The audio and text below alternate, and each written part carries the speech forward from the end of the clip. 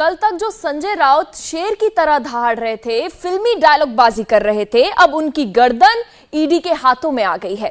4 अगस्त तक संजय राउत ईडी की रिमांड में रहेंगे। अब ईडी सवाल करेगी और राउत को जवाब देना पड़ेगा। महाराष्ट्र का ये वही 1000 करोड़ का घोटाला है जिसमें संजय राउत गिरफ्तार कर लिए गए। 47 एकड़ के आशियाने को सूट बूट वाले डकैतों ने लूट लिया। बात तो चौल तोड़कर पक्के मकान बनाने की हुई थी, लेकिन असल में ऐसा नहीं हुआ। 2008 तक गोरेगांव के जिस पात्रा चौल में 672 से भी ज्यादा परिवार रहते थे, आज वो दर-दर के लिए भटक रहे हैं। नए फ्लैट तो मिले नहीं, पहले जो अपना था अब वो भी पराया हो गया है। आखिर चौल के माल से कितने लोग माला माल हुए, इस रिपोर्ट के जरिए देखिए।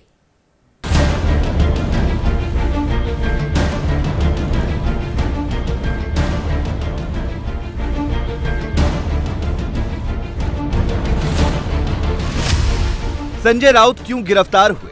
आखिर संजय राउत ने किया क्या है?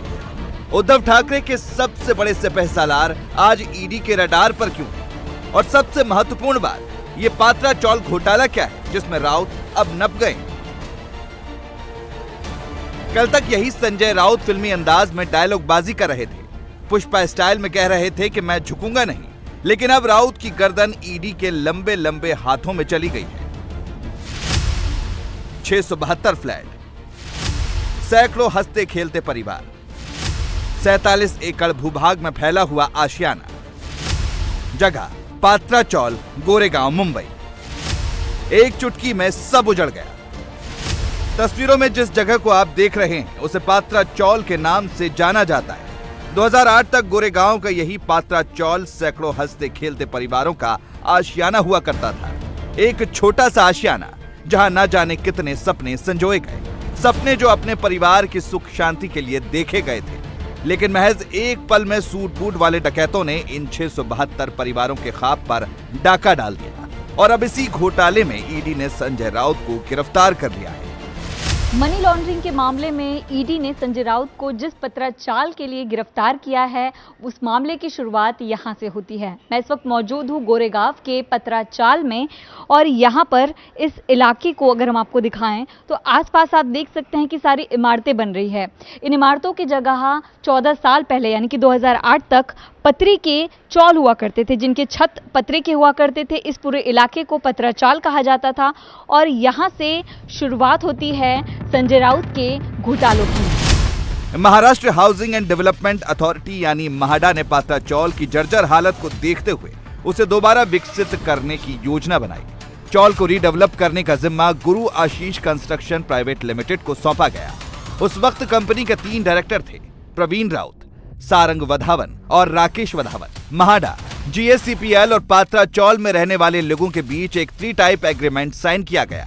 एग्रीमेंट के मुताबिक गुरु आशीष कंस्ट्रक्शन कंपनी यानी जीएससीपीएल को 47 एकड़ भूभाग पर फैले पात्रा चौल को पूरी तरह विकसित करके एक बढ़िया हाईटेक सोसाइटी में तब्दील करना था। पात्रा चौल में उस वक्त कुल 672 घर हुआ करते थे। एग्रीमेंट के मुताबिक जीएससीपीएल को पात्रा चौल में रहने वाले 672 परिवारों को नए फ्लैट्स देने थे। यहां तक कि नए घर बनने तक सभी परिवारों को हर महीने के हिसाब में रेंट भी देना था और बाकी की जमीन पर बने फ्लैट्स को वो अन्य बिल्डरों को बेच सकती थी। लेकिन असल में ऐसा हुआ नहीं। बीते 14 सालों में 672 परिवारों में से एक को भी फ्लैट नहीं मिला। उल्टा उन्हें मिलने वाले फ्लैट 9 अलग अलग बिल्डरों को बेच दिए गए। पत्राचौल के इस रूम में मैं जहां पर मौजूद हूं, इन सारे फ्लैट को लेकर ही मामला जो है वो शुरू हुआ और ऐसे में घोटाला जो है वो बढ़ता गया। यहाँ पत्राचौल में गोरेगांव के इस इलाके में 672 परिवार यहाँ पर रहा करता था। ये जो पूरा इलाका एक फ्लैट के तौर पर आप देख रहे हैं, ये एक पतरी की छत वाला चौल हुआ करता था जो अंग्रेज़ों के ज़माने से मौजूद था। और यहाँ पर 600 से ज़्यादा, जैसे कि 672 फ्लैट का जिक्र किया गया है, परिवार का जिक्र किया गया है, वो यहाँ पर रहा करते थे। और ऐसे में ये जो नई तस्वीर आप देख पा रहे हैं पत्राचाल की, ये तब शुरू हुई 2008 में, जब महाडा ने पुनर्वसन यानी कि फिर से रीडेवलपमेंट के नाम पर यहाँ के मौजूद जितने भी घर थे, पतरे के जितने भी घर थे, उन सबको तोड़ा और कहा कि महाडा के तहत, नए नियम के तहत आपको नए घर दिए जाएंगे। जिसके बाद यहाँ पर सभी पतरे के घरों को, चौलों को तोड़कर इन इमारतों का काम शुरू किया गया। लेकिन महाडा ने गुरु आशीष कंस्ट्रक्शन, जो कि प्रवीण राउत की कंपनी है, उसको ये कॉन्ट्रैक्ट दिया।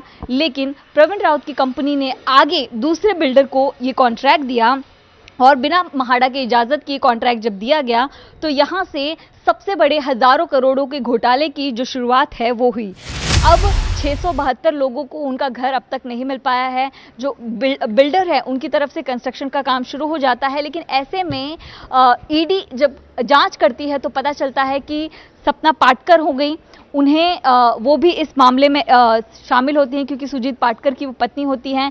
गुरु आशीष कंस्ट्रक्शन यानी कि प्रवीण राउत की कंपनी जो लेन देन करती है वो हवाला का पैसा है, इस बात की जानकारी ईडी को मिलती है। और इसमें प्रवीण राउत के इनविजिबल पार्टनर के तौर पर संजय राउत भी सामने आते हैं, जिसको लेकर लगातार ईडी जांच करती है। और ऐसे में पता चलता है कि ये जो इमारतें खड़ी हैं, ये जिन टेनेंट्स को देने हैं फ्लैट्स, वो फ्लैट्स उनको नहीं मिल पाए।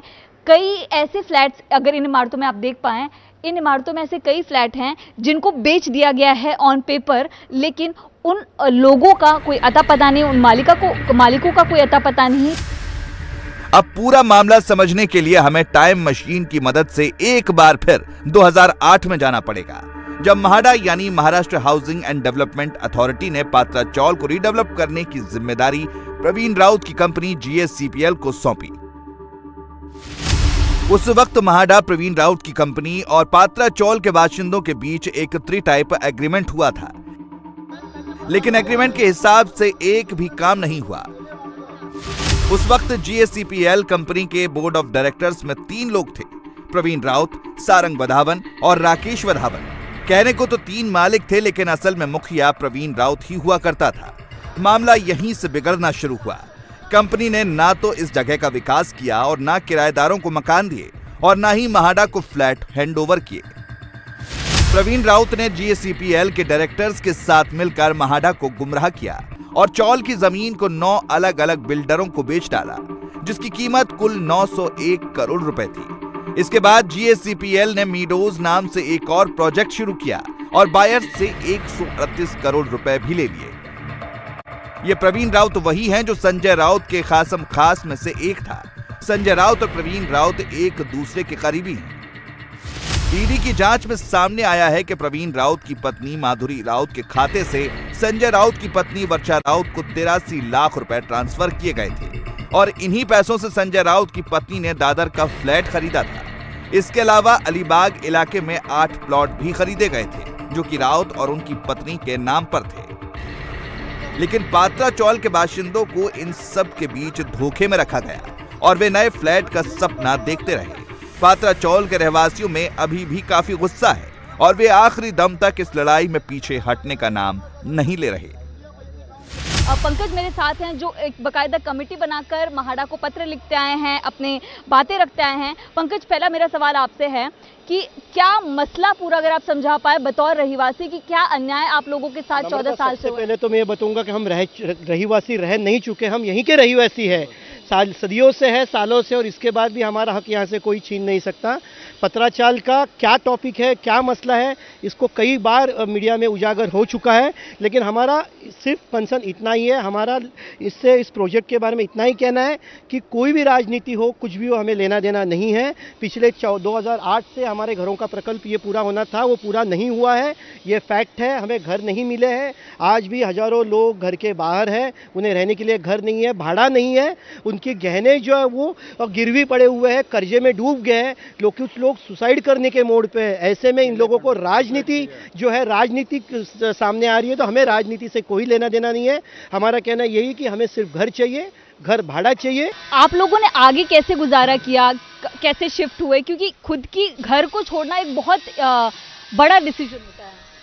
हम लोग जब शिफ्ट हो गए तभी हमको भाड़ा मिल रहा था। हाँ। भाड़ा बंद होने के कारण हम गोरेगांव से विरार तक हमारे रहवासी गए। हाँ। विरार गए, कम से कम 60-70 लोग अपने अपने गाँव में गए।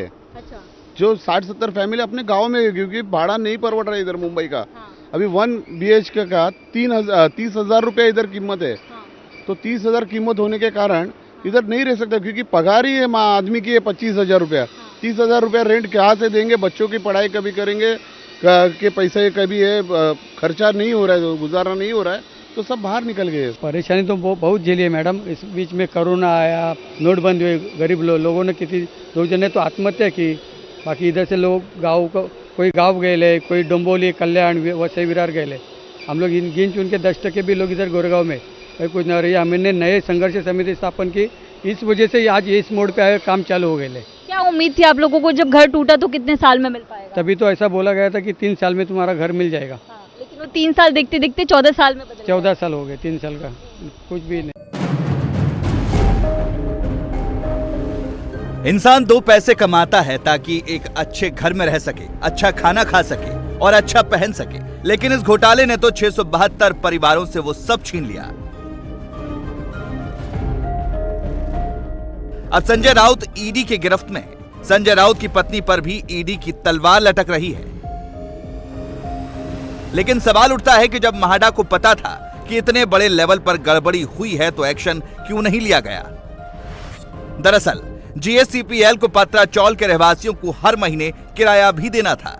ऐसा नहीं होने पर लोगों ने म्हाडा से शिकायत की, जिसके बाद म्हाडा ने जनवरी 2018 में डेवलपर को टर्मिनेशन नोटिस दिया और मार्च 2018 में गुरु आशीष कंस्ट्रक्शन के खिलाफ एफआईआर दर्ज की गई। जवाब में सभी 9 बिल्डरों ने हाई कोर्ट में अपील की और कोर्ट ने कंस्ट्रक्शन पर रोक लगा दिया। मामला यहीं खत्म नहीं हुआ। 2020 में महाराष्ट्र सरकार ने रिटायर्ड चीफ सेक्रेटरी के नेतृत्व में एक कमेटी का गठन किया ताकि इस समस्या का हल निकल सके। कमेटी की रिपोर्ट के आधार पर कैबिनेट ने जून 2021 में फिर से पात्राचौल के रीडेवलपमेंट प्रोजेक्ट को शुरू करने के आदेश दिए। फरवरी 2022 में फिर से काम शुरू हुआ। नए आदेश के तहत अब म्हाडा ही इस प्रोजेक्ट को पूरा करेगा और किराएदारों को उनके फ्लैट देगा। लेकिन ये तस्वीर कब साफ होगी किसी को पता नहीं और अब पात्राचौल के मूल निवासियों को अपना ही घर छोड़कर ट्रांजिट कैंप में रहने को मजबूर होना पड़ रहा है। जो लोग यहाँ पर रहा करते थे उनके घरों को तोड़कर इस तरह की जो ट्रांजिट कैंप हैं, उन कैंप में लोगों को रहने के लिए मजबूर होना पड़ रहा है।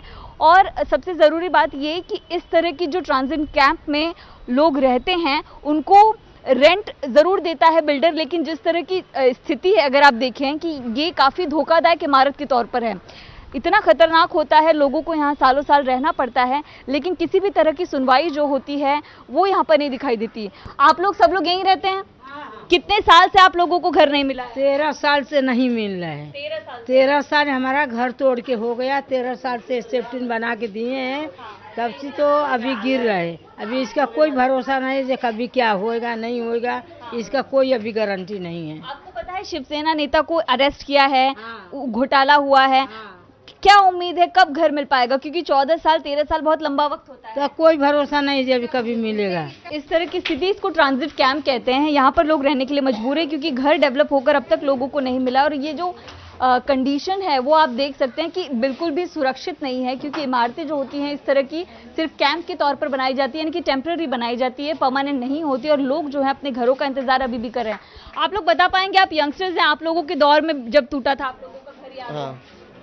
कितने साल हो गए कि क्या? 13 साल हो गए एकदम। कुछ बताया कब तक घर मिल पाएगा? बोला था 3-4 साल में मिलेगा, अभी 13 साल हो गए, अभी तक नहीं मिला। अभी तक नहीं मिल पाया आप लोगों को। तो ये पूरे गोरेगांव के आसपास के इलाकों की, पत्राचाल के पूरे एरियाज की ऐसी स्थिति है कि जिसको लेकर घोटाले तमाम हुए, लेकिन लोगों को 13 से 14 साल का लंबा वक्त बीत गया, अब तक उनका घर नहीं मिल पाया है। और इस तरह के जो ट्रांजिट कैंप है यहाँ पर रहने के लिए लोग मजबूर हैं। और ऐसे में बात अगर करें ऐसे इलाकों की, तो यहाँ पर जो डेवलपमेंट को लेकर काम होता है वो भी यहाँ पर बिल्कुल भी नहीं दिखाई दे रहा है। कैमरा पर्सन रंजीत गुप्ता के साथ मैं Namrata Dubey, India TV Mumbai. India TV हर वक्त हर जगह डाउनलोड करने के लिए सर्च करें India TV news Google play store या ऐप स्टोर पर।